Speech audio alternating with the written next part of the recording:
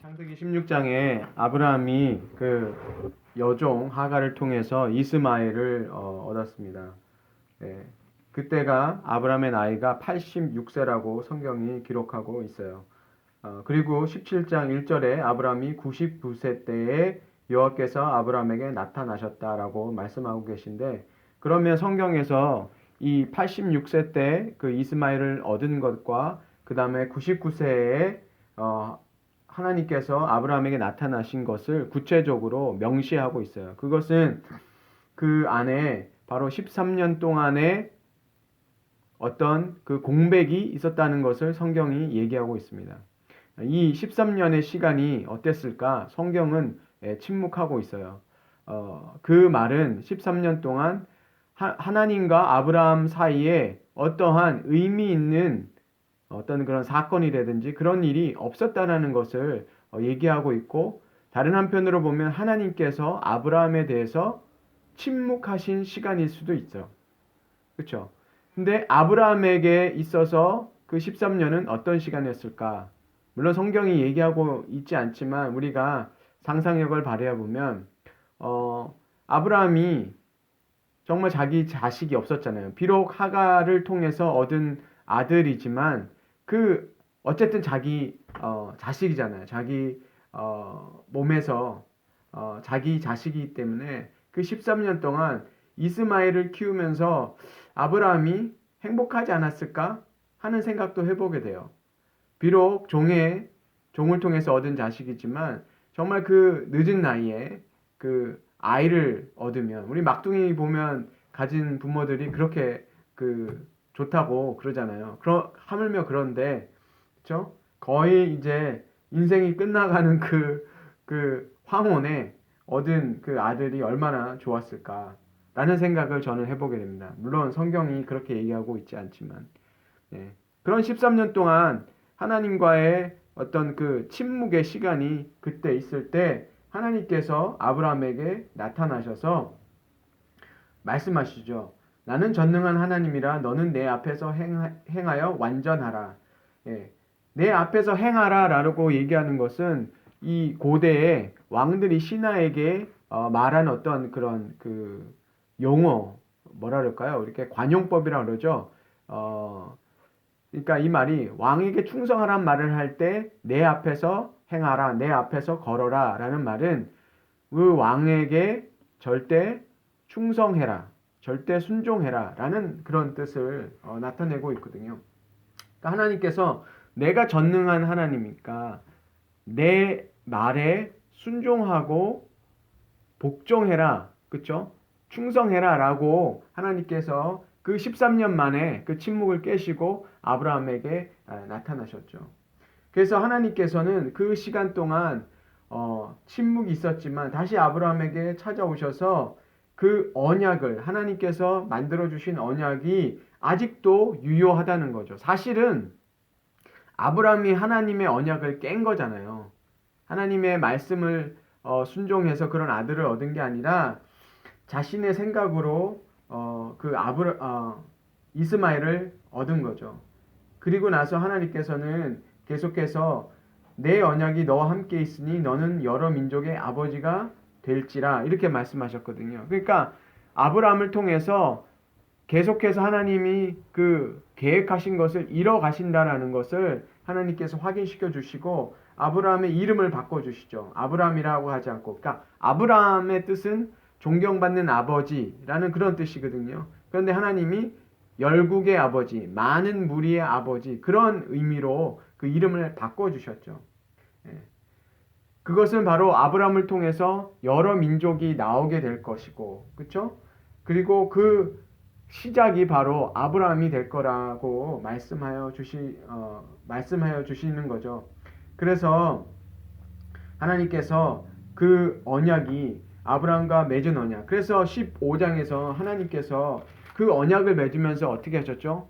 그 동물을 쪼개서 그 동물 사이로 하나님께서 지나가시면서 하나님 자신을 걸고, 그렇죠? 하나님께서 맹세하시고 아브라함에게 그 언약을 주셨는데, 자, 그리고 나서 이제는 아브라함에게 할례를 받으라고 하셨어요. 그러니까 이 할례라는 거는 우리가 알듯이 그 남자의 생식기의 그 표피를 잘라내는 거죠. 그래서 하나님과 언약을 맺는 건데 이 할례를 우리가 잘 이해해야 이 구약이나 그 신약에서 나타나는 이 할례 문제에 대해서 우리가 잘 이해할 수 있어요. 이것을 잘 이해 못하면 우리가 자칫 혼동할 수도 있어요. 그래서 이 할례를 잘못 이해했기 때문에 이스라엘 사람들이 그 복음을 믿고도 뭐를 강요했어요?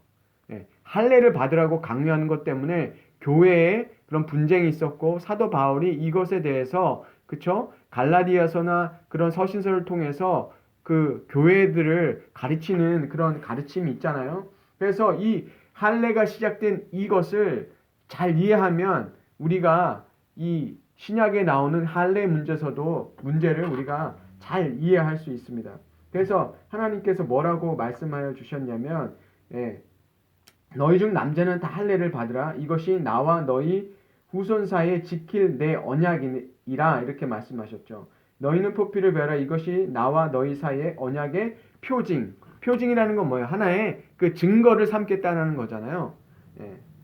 바로 하나님께서 증거를 주신다는 거예요. 15장에서는 아브라함이 하나님께 표징을 달라고 그랬잖아요. 도대체 내가 그걸 어떻게 알겠습니까? 하나님 약속해 주신 걸 어떻게 이루어 주시겠습니까? 그래서 그 동물을 쪼개서 그것을 그 동물 사이로 지나가시면서 하나님께서 그를 증거를 보내주셨단 말이에요. 그래도 아브라함이 그것을 지키지 못했잖아요. 하나님이 그걸 아셨기 때문에 아브라함한테 너가 먼저 지나가라고 하시지 않고 아브라함이 잠들 때까지 기다리시고 잠을 재워놓고 하나님께서 그 꿈 중에 말씀하시고 본인이 정말 쪼갠 짐승 사이를 지나가셨는데 이제 아브라함이 그렇게 하지 못하는 것을 성경이 분명히 보여줬고 이제는 하나님께서 그런 동물로 세우는 그 언약이 아니라 이 약속의 백성들 안에 그 몸에 그 하나님이 약속하신 거를 증거를 이제 몸에다가 남겨주시는 거라고요. 이해가 되시겠어요? 그러니까 이제는 그 동물을 통해서가 아니라 이 사람 안에 그 아브라함 안에 하나님이 약속했었던 이거 증거다 하고 그러면 너희가 할례를 받으라 라고 얘기하는 거죠. 그러니까 할례를 행하는 것이 잘 이해해 보세요. 할례를 행하는 것이 하나님의 약속하신 것을 확인하는 증거가 되는 거예요. 그런데 이것을 신약에 와서 이스라엘 백성들이 어떻게 생각하냐면 할례를 하는 것이 뭐라고 생각했냐면 우리가 의롭게 됐다라는 것, 하나님의 백성이라는 증거로 삼았어요. 할례를 하기 때문에. 그렇죠? 그래서 할례를 자랑했단 말이에요. 우리는 할례 받은 백성이야 라고 자랑을 했는데 어느 한편으로는 맞아요. 하나님이 언약해 주신 백성이기 때문에 그 할례를 가지고 있으니까 그것에 대해서 자랑스러워 할 수 있죠. 그런데 할례의 그 의미는 바로 아브라함이 하나님의 약속을 믿지 못했기 때문에 아브라함에게 이제는 그 약속을 몸의 증거로 삼게 하시기 위해서 그 표피를 잘라내는 거란 말이에요. 근데 언약이라는 말이 베리트라는 말인데 히브리어로 베리트라는 거는 자르다 쪼개다 이런 말이거든요. 그러니까 앞에서 그 베리트 약속을 해주셨는데 이제 그 동물을 통해서 해도 아브라함이 못 믿기 때문에 하나님께서 다시 아브라함에게 13년의 침묵을 두고 다시 나타나셔서 그러면 이제 너의 포피를 잘라내고 그러니까 그 의미는 사실은 이 할례라는 것이 그 표피를 잘라낸다는 것은 사실은 죽음을 나타내는 거기도 하거든요. 그러니까 이스라엘 성경에서 보면 어느 한 일부분을 잘라내는 것이 전체를 죽는 거랑 똑같은 의미고 10분의 1을 바치는 게 다 바치는 거랑 의미가 똑같은 것처럼 그렇죠? 대표를 하는 게 성경에는 많이 있어요. 그렇죠? 아담이 죄를 지은 것은 모든 인류를 대표해서 아담이 지은 죄이기 때문에 그 죄의 영향이 모든 인류가 받게 되죠. 그리고 예수 그리스도가 그 두 번째 아담으로 오셔서 그 죄를 십자가에서 다 죽으심으로 없애시기 때문에 우리의 죄가 예수 그리스도 안에서 용서함 받은 것 같은 그런 대표성의 그런 의미들을 담고 있는데, 자, 그래서 하나님께서 지금 아브라함에게 요구하시는 것은 한편으로는 아브라함이 이제는 그 표피를 잘라냄으로 인해서 그가 새로운 사람이 되는 거죠. 그래서 아브라함의 이름이 아브라함에서 아브라함으로 바뀐단 말이에요. 그것은 새로운 사람이 된다라는 의미가 있거든요. 그래서 이스라엘 사람들이 아이가 태어나면 8일 만에 할례를 받거든요. 근데 그 할례를 받을 즈음에 이름을 준다고 그래요.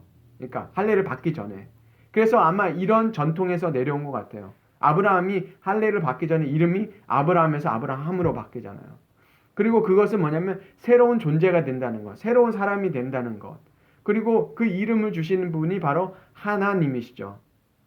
아브라함이 자기 아버지가 아브라함으로 지어줬겠지만 이제 하나님께서 아브라함을 아브라함으로 바꿔주시면서 아브라함을 새로운 존재, 하나님께 소유된 사람으로 하나님께서 여겨주신 거죠. 그래서 이 할례라는 것은 바로 인간의 불신앙, 불순종하기 때문에 하나님께서 너희가 내 약속을 믿어야 된다라는 것으로 사실은 할례를 행하게 하신 거죠. 여러 가지 의미가 있지만 하나님께서 그 믿음 없는 아브라함에게 그 하나님이 그 몸에 흔적을 남겨서 하나님을 믿으라는 거죠. 어떤 하나님? 전능하신 하나님을 믿으라는 거예요. 그러니까 할례의 원래 뜻을 잘 보면 뭐하고 상관되는 거예요? 믿음하고 상관되는 거예요. 너가 내 약속을 믿어야 된다.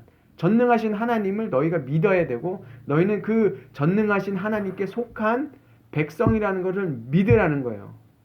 근데 이거를 잘못 받아들이면 어떻게 되는 거죠? 내가 할례 받았으니까 우리는 대단한 사람이고, 그쵸?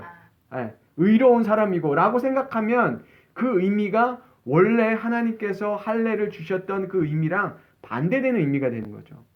그래서 사도 바울도 이것에 대해서 뭐라고 얘기를 했냐면 갈라디아서 5장 4절에 보면 율법 안에서 의롭다함을 얻으려는 너희는 그리스도 안에서 끊어지고 은혜에서 떨어진 자로다. 뭐라고 그래요? 율법을 지킴으로 인해서. 그 율법 중에 가장 큰 것 중에 하나가 할례와 안식일을 지키는 거잖아요. 근데 율법으로 너희가 의롭다함을 얻으면 누구한테서 끊어진 거래요? 그리스도 안에서 끊어지고 은혜에서 떨어진다. 그 말이라는 거예요. 근데 오늘 여기 보면 14절에 보면 하나님께서 너희가 할례를 안 받으면 어떻게 한다고 그랬어요? 백성 중에서 끊어진다는 얘기가 나오잖아요. 사도 바울이 예수 그리스도에서 끊어진다라는 표현을 썼어요. 이제는 뭐냐면 그것이 믿음하고 상관됐다는 거예요. 할례 자체를 받는다 안 받는다의 그게 문제가 아니라 그것은 너희가 믿음하고 상관이 됐다는 거죠. 너희는 하나님을 믿어야 돼. 하나님을 신뢰해야 돼. 그래야 내 백성이야 라는 것의 그 증거가 바로 할례라는 거죠. 그래서 성경에서도 신명기에서도 신명기 10장 16절에서도 어떤 할례를 말하냐면 너희는 마음의 할례를 행하고 다시는 목을 곧게 하지 말라 이렇게 얘기하시거든요. 이건 신명기는 구약이잖아요. 그렇죠? 근데 그 구약에서도 뭐라고 할례를 얘기하냐면 너희는 마음의 할례를 받아라. 이미 구약에서도 할례를 어떤 그 남자의 생식기 그 표피를 잘라내는 것 그것으로 인해서 의롭다라고 생각하는 게 아니라 그 뜻이 뭐냐면 마음의 할례라는 거. 우리가 뭐를 해야 된다는 거예요? 마음이 바뀌어야 된다는 거죠. 마음이 바뀌어야 된다. 우리의 마음이 하나님께 온전히 다 드려지는 하나님께 그 속한 사람들이 되어야 된다라는 것을 얘기했어요. 다시는 목을 곧게 하지 말라. 목을 곧게 한다는 건 뭐예요? 목을 뻣뻣이 드는, 그쵸? 대든다는 말이에요. 반항하고 불순종한다는 말이죠. 그러니까 마음의 할례를 받는다는 것은 다른 말로 얘기하면 하나님께 순종하는 백성이 된다는 거죠.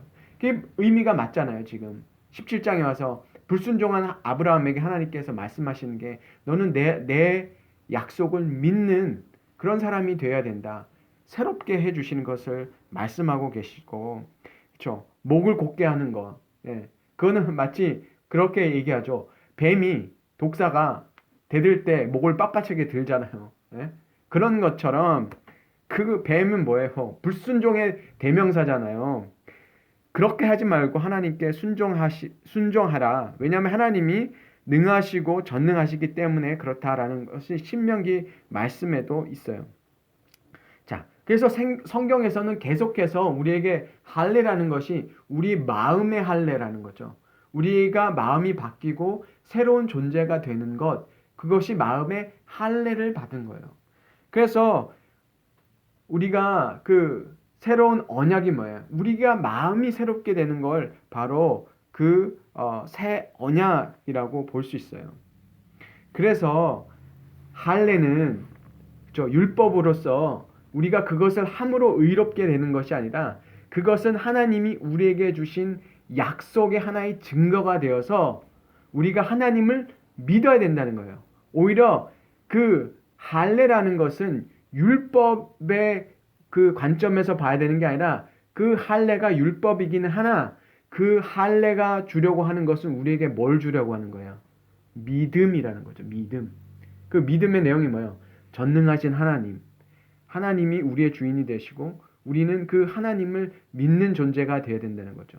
그러면 이스라엘 백성들에게 그 할례 문제는 뭐가 되는 거예요? 그 할례 받은 그 자체가 중요한 게 아니라 뭐예요? 마음의 할례. 아, 우리가 하나님만 믿어야 되는구나.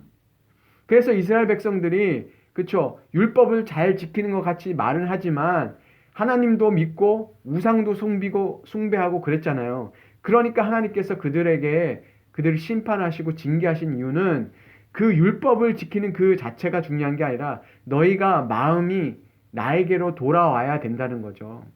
그래서 이것이 중요한 거예요. 그래서 할례를 받기 때문에 의롭다는 게 아니라 그래서 사도 바울이 뭐라고 얘기합니까?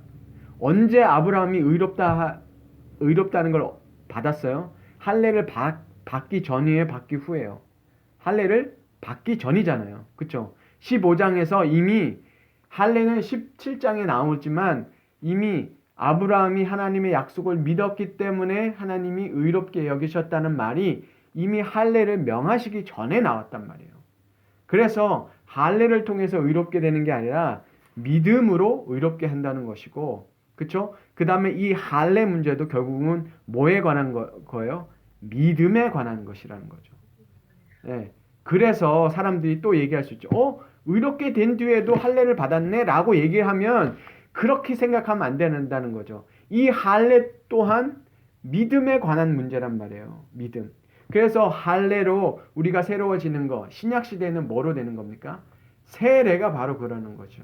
세례가 우리가 물에 들어가서 새롭게 나오면서 이게 뭡니까? 물로 세례를 받는 것은 우리가 죽고 옛 존재가 죽고 새로운 존재로 태어나는 거잖아요. 그렇죠? 그래서 새로운 세례명을 주고 이런 것이 다 왜 있습니까? 교회 전통에서? 그런 것은 바로 우리가 새로운 존재로 태어난다는 그런 의미가 있기 때문에 그렇죠? 세례를 받고 세례명을 주는 거죠. 그래서 미국에 있는 사람들이 보통 미들네임이 자기들 세례명이죠. 네, 원래는. 그런데 그렇게 새로운 존재로 태어난다라는 의미로 바로 우리가 세례를 받고 새로운 사람이 되었다는 거죠. 그래서 할례는 우리에게 뭐를 요구하는 거예요? 우리에게 믿음을 요구하는 거죠. 그 증거가. 그렇기 때문에 우리가 믿음으로 의롭게 되었기 때문에 그 뒤에는 우리가 할례가 필요한 겁니까? 필요 없습니까? 필요 없다라는 거죠. 그래서 갈라디아서 5장 6절에 이렇게 얘기합니다. 그리스도 예수 안에서는 할례나 무할례나 효력이 없으되 뭐라고 나와요? 효력이 없다고요. 이게 할례 받고 안 받는 게 아무 문제가 없다는 거죠. 사랑으로서 역사하는 믿음뿐이라. 답이 나왔죠. 그러니까 할례는 우리에게 바로 믿음을 가르치기 위한 것이죠. 우리에게 믿음을 요구하는 게 바로 할례라는 거죠.